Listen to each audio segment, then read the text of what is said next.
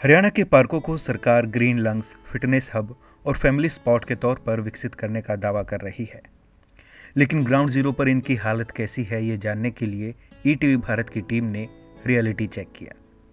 सबसे पहले हमारी टीम फरीदाबाद सेक्टर 12 स्थित टाउन पार्क पहुंची। इस समय मौजूद हूँ मैं सेक्टर 12 में और ग्राउंड रियलिटी चेक कर रहा हूँ फरीदाबाद में जो पार्क हैं उनकी क्या स्थिति है। हालांकि बात की जाए तो फरीदाबाद का सबसे बड़ा पार्क ये जो मेरे पीछे आप देख रहे होंगे ये है टाउन पार्क सेक्टर 12 स्थित। लगभग 43 एकड़ में ये फैला हुआ है और इसकी अंदर कई तरह के जो बच्चों के लिए, बुजुर्गों के लिए, बड़ों के लिए, तमाम तरह के लोगों के लिए हर सुविधाएं हैं। मॉर्निंग वॉक की सुविधाएं यहाँ पर, ओपन जिम है। इसके अलावा बात की जाए तो फ्लावर क्लॉक है, बच्चों के लिए झूले हैं, तमाम चीज़ें हैं। बात की जाए तो फव्वारे हैं, तमाम चीज़ें हैं। अंदर आपको लेकर चलेंगे और पार्क की स्थिति दिखाएंगे आपको किस तरह से स्थिति है और रियलिटी चेक करेंगे जो पार्क की स्थिति क्या है। हालांकि देखेंगे तो गार्ड रूम भी है, गार्ड भी है इसके अंदर। और ये पार्क का जो मुख्य द्वार है वो देखिए। अब सामने देखेंगे तो क्या लिखा है, पार्क में कूड़ा व गंदगी फैलाना सख्त मना है, जुर्माना 500 रुपये। आदेशानुसार HSVP। अब देखिए CCTV कैमरे की भी यहाँ पे निगरानी है। 43 एकड़ में फैले इस पार्क में हरियाली, साफ सफाई, बिजली पानी की सुविधा, ओपन जिम, बच्चों के खेल के उपकरण, डिजिटल लाइब्रेरी, सब कुछ सही हालत में मिले। स्थानीय लोग भी संतुष्ट दिखे। कैसी है पार्क की व्यवस्था? बढ़िया। पेड़ पौधे हैं, हवा भी है, पानी की सुविधा भी है, बाथरूम भी है। ऐसा नहीं है कि फरीदाबाद के सभी पार्कों की स्थिति बहुत अच्छी है। सेक्टर 10 स्थित आजाद पार्क की हालत आप भी देख लीजिए। पहुंचा हूं दूसरे पार्क में और पॉश एरिया है, काफ़ी है, पॉश एरिया है। ये आज़ाद पार्क के नाम से मशहूर है। लेकिन आप देखेंगे गेट जो है बंद है, टूटी हुई गेट है। इधर देखेंगे तो टूटा हुआ है, कूड़े कबाड़े का ढेर मिल जाएगा आपको। इधर देखेंगे तो जो ओपन जिम बनाए गए थे, हालांकि वो भी देखिए स्थिति किस तरह से है। मैं पार्क की स्थिति आपको दिखा रहा हूँ और किस तरह से देखिए MCF दिनेश अदलखा जो विधायक है उनका भी यहाँ पे लगा हुआ है। लेकिन स्थिति देखिए, बच्चे खेल रहे, टूटे हुए झूले पे गंदगी है और यहाँ पर देखिए कूड़े का ढेर है, पत्थर है, खुले में कोई गिर जाए। कुछ स्थानीय लोग हैं, उनसे भी बातचीत करेंगे और जानने की कोशिश करेंगे। अभी तो खराब है, काफी खराब है। हाँ, जिम टूटा हुआ है। इसकी तो बहुत सालों से है, जब पिछले पार्षद थे उनके जमाने से हाँ काफी खराब हो गई थी ये, क्योंकि इसमें जिम थोड़ा हल्के किस्म का लगा था और जगह थोड़ा ठीक लगा है। लेकिन जिम लगाने के बाद भी उड़ती होंगी यहाँ पे तो। हाँ, जिम लगाने के बाद मेंटेनेंस भी की जाती है ना, तो मेंटेनेंस पहले तो नहीं हो पाई। लेकिन अब जो हमारे पार्षद है मौजूदा मुकेश अग्रवाल जी, वो कह रहे हम करेंगे, वो करेंगे। वो हाँ, वो अच्छे इंसान है। मैंने हम कोई लगता है होगा, मतलब हाँ हो जाएगा। मैंने कई बार उनसे पास कंप्लेंट किसी भी चीज़ की डालते हैं ना, कूड़े की या पानी की, तो वो फौरन रिएक्शन लेते हैं। सफाई की। फरीदाबाद के पार्कों का हाल आपने देख लिया, अब कुरुक्षेत्र के सबसे बड़े पार्क का हाल देख लीजिए।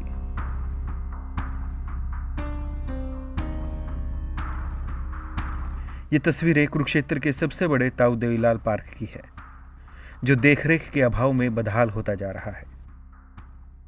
इस समय हम कुरुक्षेत्र के नेशनल हाईवे पे हैं और ताऊ देवीलाल पार्क, जो कुरुक्षेत्र का सबसे बड़ा पार्क है, उस पार्क में हम पहुंचे हैं, जहां पर हम रियलिटी चेक करेंगे कि पार्क में किस प्रकार की व्यवस्था है, साफ सफाई को लेकर क्या प्रबंध किए जा रहे हैं, और भी जो चीज़ें पार्क में लोगों को आकर्षित करने के लिए लगाई गई थी, या पेड़ पौधों की बात करें, वहाँ पर व्यवस्था किस प्रकार की है। तो हम रियलिटी चेक करने के लिए पहुंचे हैं। देखिए, मैं आपको पहले पार्क की तस्वीरें दिखाना चाह रहा हूँ कि जो ये पार्क है ताऊ देवीलाल पार्क, कुरुक्षेत्र का सबसे बड़ा पार्क है और राष्ट्रीय राजमार्ग 44 पर ये स्थित है।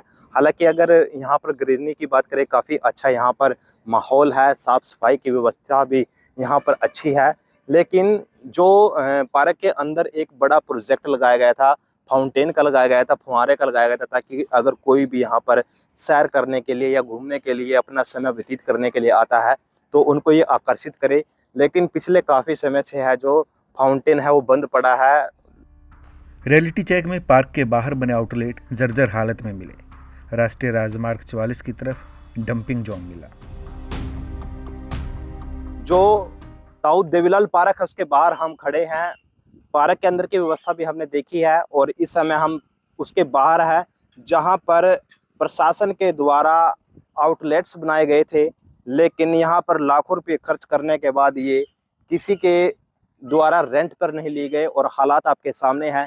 अब मैं आपको दिखाना चाह रहा हूँ कि ये सामने है जो ये राष्ट्रीय राजमार्ग 44 गुजर रहा है, आपको वाहन चलते हुए दिखाई दे रहेंगे, और ये पार्क के ही अंदर ये डंपिंग जोन बनाया हुआ है। पंचकूला के यामानिका और कैक्टस गार्डन भी अच्छी हालत में मिले। कुछ लोग संतुष्ट दिखाई दिए, जबकि कुछ ने सवाल उठाए। हम अभी पंचकुला सेक्टर 6 के यवनिका गार्डन में मौजूद हैं, यवनिका पार्क में मौजूद है। यहाँ लोगों से जानने आए हैं कि कैसे पंचकुला के सभी पार्कों की सुविधाएं हैं, क्या वहाँ पर किसी प्रकार की कोई समस्याएं भी हैं या नहीं हैं, और वो इन पार्कों को अपनी नज़र से कैसे देखते हैं। आज हमारे साथ नवताज जी मौजूद हैं।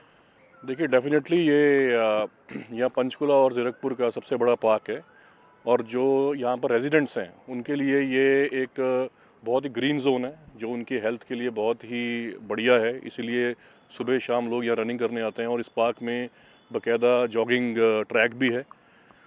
सो सुविधाएं यहाँ पर बहुत ज़्यादा हैं, बट प्रॉब्लम्स हमें ये आ रही हैं कि जो यहाँ की मेंटेनेंस है वो पूरी अप टू द मार्क नहीं है। तो वॉशरूम है, वॉशरूम बिल्कुल भी क्लीन नहीं है यहाँ का।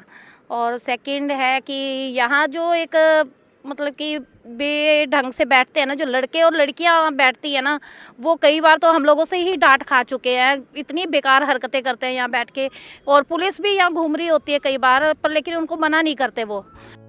चंडीगढ़ में भी ईटीवी भारत की टीम ने यहाँ के पार्कों का रियलिटी चेक किया। रॉक गार्डन, बोटेनिकल गार्डन अच्छी व्यवस्था में मिले, लेकिन जापानी संस्कृति से प्रेरित गार्डन में रखरखाव का अभाव मिला। अगर जापानीज़ गार्डन की बात करें तो यहाँ पर सिर्फ गार्डन है, ना खाने के लिए कोई जगह है, ना ही शौचालय खुले हुए हैं। शाम के समय यहाँ पर शौचालय खोले जाते हैं, वो भी आम लोगों के लिए, जबकि पर्यटकों के लिए यहाँ पर कई तरह की सुविधाएं होनी चाहिए जो चंडीगढ़ के अन्य पर्यटकों की जगहों पर हैं। अगर बात की जाए इस समय गर्मी की, तो क्योंकि गर्मी ज़्यादा होने की वजह से गार्डन में खुले में लोग आना पसंद नहीं करते, लेकिन फिर भी यहाँ पर पर्यटकों के लिए पर्याप्त सुविधाएं होनी चाहिए, ताकि यहाँ पर भी चंडीगढ़ के जो पर्यटक स्थल हैं, जो जापानीज़ गार्डन अपने आप में पर्यटक स्थल के तौर पर जाना जाता है, वे बरकरार रहे। तो तस्वीरें आपने देखी और लोगों को भी सुना। ईटीवी भारत के रियलिटी चेक में कुछ पार्क तो शानदार मिले, लेकिन कुछ की हालत बदहाल मिली। Bureau report, ETV Bharat, Haryana.